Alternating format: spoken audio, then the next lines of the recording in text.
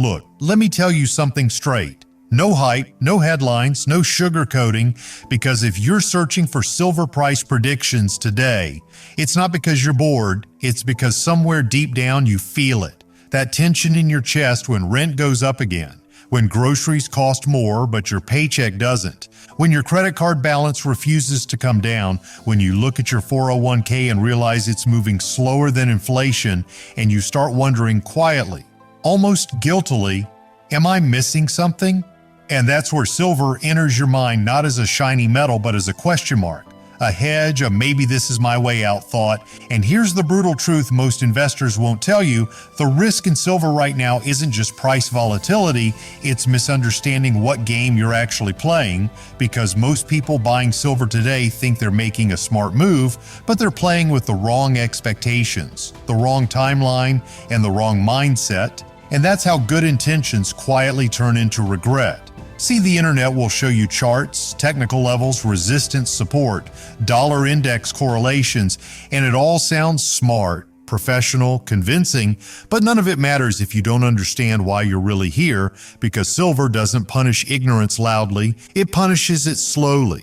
Through opportunity cost, through dead money years, through the feeling of being right but still broke, and that feeling eats at you.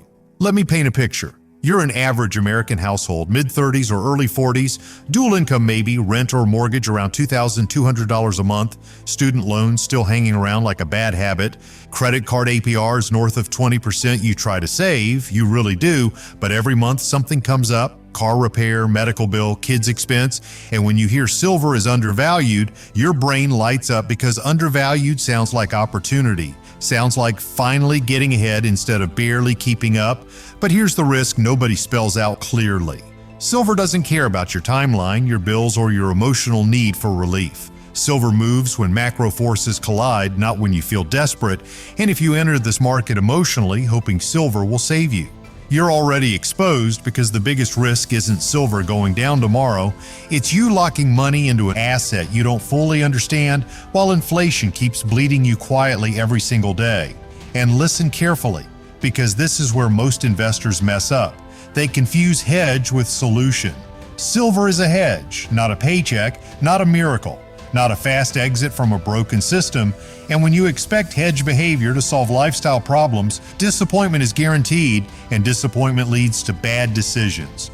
Panic selling, over-leveraging, chasing headlines, and suddenly the metal you thought would protect you becomes another source of stress. And the irony is painful, because silver historically exists to protect against currency debasement. Yet the people who need protection the most often misuse it the worst. And now let's talk about the risk hiding in plain sight. The risk of being early and broke, because yes, silver can be undervalued. Yes, supply. Demand dynamics matter. Yes, industrial demand is real, solar, electronics, EVs, all of that is real, but being right too early feels exactly like being wrong when your financial life has no margin for error, and most American investors today have zero margin for error.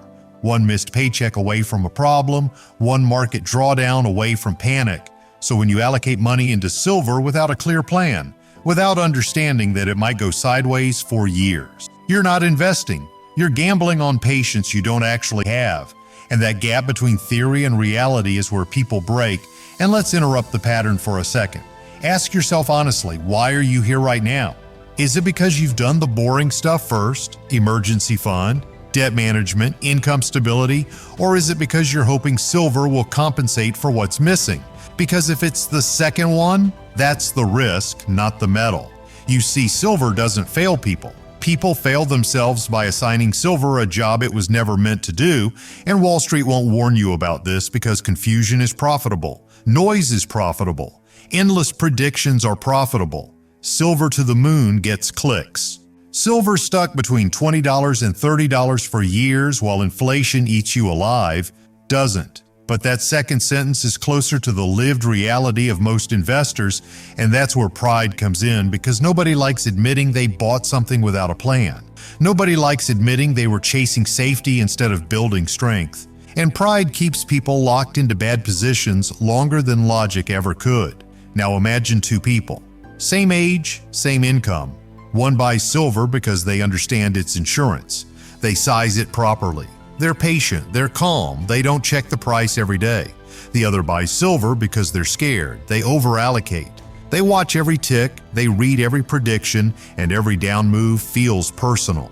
Same asset, completely different outcomes, and the difference is psychological, not technical. And this is where urgency hits, because 2026 isn't some abstract future year. It's the point where a lot of financial pressures converge: student loan realities, retirement anxiety, housing affordability, inflation compounding. And if you make silver decisions today from a place of confusion, those decisions calcify by then, and you don't feel the pain immediately. That's the danger. Silver risk is delayed pain, quiet frustration, slow erosion of confidence, until one day you realize you were investing, but your life didn't move forward, and that realization is heavy. It's the kind of weight that makes people cynical about all investing. Nothing works. The system is rigged. When the truth is more uncomfortable, the system rewards clarity and punishes emotional shortcuts, and silver exposes that brutally because it sits right at the intersection of fear and hope. Fear of currency collapse, hope of protection, fear of missing out, hope of being early, and if you don't control those emotions, they control you. Now let me hit you with a harsh question. If silver doubled tomorrow, would your life actually change, or would it just feel like a temporary win before the same underlying stress returned? Rent, debt, uncertainty, because if doubling silver wouldn't fundamentally change your situation, then your problem isn't asset selection. It's financial structure, and no price prediction fixes that. And that's why most silver price predictions today, content feels empty after you watch it, because deep down you know you're being entertained, not equipped, and this is the real risk investors ignore. Mistaking information for preparation, charts for control, predictions for planning, and if you keep consuming without restructuring your financial foundation, silver becomes a distraction, not a defense. And I know this sounds heavy, but it has to. Because the cost of getting this wrong isn't losing money on a trade. It's losing years believing you were protected when you weren't. And that's a brutal place to wake up from, especially when you realize time is the one asset you can't hedge. And here's the cliffhanger you need to sit with before part 2, because this is where everything flips. What if the biggest risk in silver right now isn't price, isn't manipulation, isn't the Fed, but the way you're approaching it? And what if fixing that approach could change not just your silver outcome, but your entire financial trajectory? Because in part 2, we're going to break down exactly how smart investors position silver without letting it silently sabotage their future. And once you see that, you'll never look at silver price predictions the same way again. Now listen carefully, because this is where most people either level up or quietly drop out. Not because they lack intelligence, but because they lack the discipline to face uncomfortable structure. And when it comes to silver, structure is everything, because smart investors don't ask, where will silver price go tomorrow? They ask, what role does silver play in my life, my risk, my future? And that question alone separates speculation from strategy, because the moment you define silver's job, the noise loses power over you, and this is the part nobody on YouTube wants to slow down and explain, because it's not exciting, but it's exactly what keeps you from becoming another statistic, another investor who is technically right but financially stuck. So let's tear this down layer by layer. No romance, no fantasy, just reality. In the United States in 2026, the average household isn't crushed by one big mistake. It's crushed by 1,000 small leaks, lifestyle creep, high-interest debt, underfunded retirement, reactive decisions, and silver can either be a shield against that slow bleed or another leak itself, depending on how you use it. And here's the first hard rule that changes everything. Silver is not a growth engine, it's a stabilizer. And the moment you treat a stabilizer like an engine, you stall out, because stabilizers don't roar. They hum quietly in the background while the rest of your system does the work. And if you don't have a system, silver can't create one for you. Now picture a solid financial structure like a house. Income is the foundation. Cash flow is the plumbing. Emergency savings are the insulation. Productive assets are the walls, and silver gold hard assets. They're the storm shutters. You don't live inside them, you deploy them when the weather turns ugly, but too many people try to live in the shutters, hoping they'll magically become a home, and that misunderstanding is where frustration is born. So let's get brutally practical. A smart silver allocation doesn't start with charts, it starts with questions. How stable is your income? How many months could you survive if it stopped? What's your debt interest rate? What percentage of your net worth are you willing to park in something that may do nothing for long stretches of time? Because if that number scares you, that's not silver's fault. That's your financial reality asking for attention, and ignoring that signal is how people end up bitter, blaming markets instead of decisions. And here's where pride sneaks in again, because a lot of investors would rather argue about manipulation, paper markets, COMEX, than admit they overextended themselves emotionally. Because emotional overextension feels noble. I'm early, I see what others don't, but the market doesn't reward early belief, it rewards staying power. And staying power is boring. It's cash reserves, it's patience, it's sizing positions so you can sleep at night, and if your silver position keeps you awake, refreshing prices, second-guessing yourself, that's not conviction, that's anxiety dressed up as insight, and anxiety is expensive.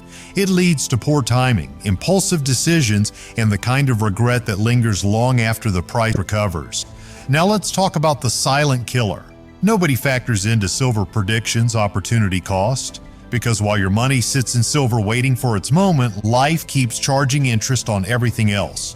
Rent doesn't pause. Credit cards don't pause. Inflation doesn't pause. And if silver doesn't move in your time frame, you didn't lose money on paper, but you lost momentum, and momentum is what compounds, not hope. So smart investors don't just ask, what if silver goes up? They ask, what am I giving up by putting this money here? And that question alone filters out reckless allocations. And now let's hit a pattern interrupt, because I want you to feel this. Imagine it's 2026. Silver is roughly where it was years earlier. Not crashed, not exploded, just there. And you're sitting at your kitchen table, bills spread out, thinking, I thought this would help more. That moment hurts more than a loss because it feels like wasted time. And time, as we said, is the one asset you can't hedge, and that's why smart investors integrate silver into a broader plan. They don't isolate it. They don't obsess over it. They rebalance, they adjust, they treat it as one piece, not the answer. And when you do that, something powerful happens psychologically. You stop needing silver to perform, and the moment you stop needing it, you start using it correctly. Because desperation clouds judgment, calm sharpens it, and calm comes from preparation, not prediction. And here's where the transformation arc kicks in, because the shift from what will silver do to what am I building changes how you consume information. Suddenly headlines lose their grip. Daily price swings feel irrelevant. You stop chasing every new video, every new forecast, because you're anchored, and anchoring is what keeps you steady when markets test your nerves, and markets always test nerves. That's their job. And now let's talk about positioning like an adult investor, not a hopeful one.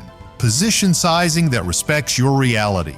Diversification that actually diversifies instead of concentrating risk emotionally, liquidity that lets you respond instead of react, and a time horizon that matches your life, not someone else's thesis. Because borrowing someone else's conviction without their balance sheet is a recipe for stress. And stress leads to mistakes, and mistakes compound just like returns do, but in the wrong direction. And this is where guilt shows up, because you might realize you've been avoiding these questions, avoiding structure, hoping silver would simplify things, but complexity ignored doesn't disappear. It accumulates, and the sooner you face it, the lighter everything becomes, including your silver position. And here's the pride shift. Real confidence doesn't come from calling the market right. It comes from knowing you can survive being wrong, and that's the mindset that wins long term. Because markets are humbling. Even the best investors are wrong often, but they're never fragile because their systems absorb shocks. And silver should be part of that shock absorption, not the thing that breaks you under pressure. And now imagine the alternative future. You've sized silver properly. You understand its role. You're not emotionally dependent on it. And when volatility hits, you're calm, not because you don't care, but because you're prepared. And preparation is invisible to outsiders, but priceless to you. And people will ask, aren't you worried? And you'll realize something surprising. You're not, because worry comes from imbalance, not uncertainty. And that's the final truth most investors ignore. Uncertainty is permanent. Imbalance is optional, and silver doesn't eliminate uncertainty, it helps manage imbalance, but only if you let it. And here's the final punch. If you walk away from this still searching for the next silver price prediction, instead of restructuring your approach, nothing changes. But if you pause, reassess, and reposition, silver stops being a source of stress and starts becoming what it was always meant to be. Quiet insurance in a loud world, and that's how you protect your future without gambling your present. Because the real win isn't calling the next move. It's building a financial life that doesn't fall apart if the move takes longer than you expected. And once you internalize that, you stop chasing predictions and you start building something far more valuable. Control.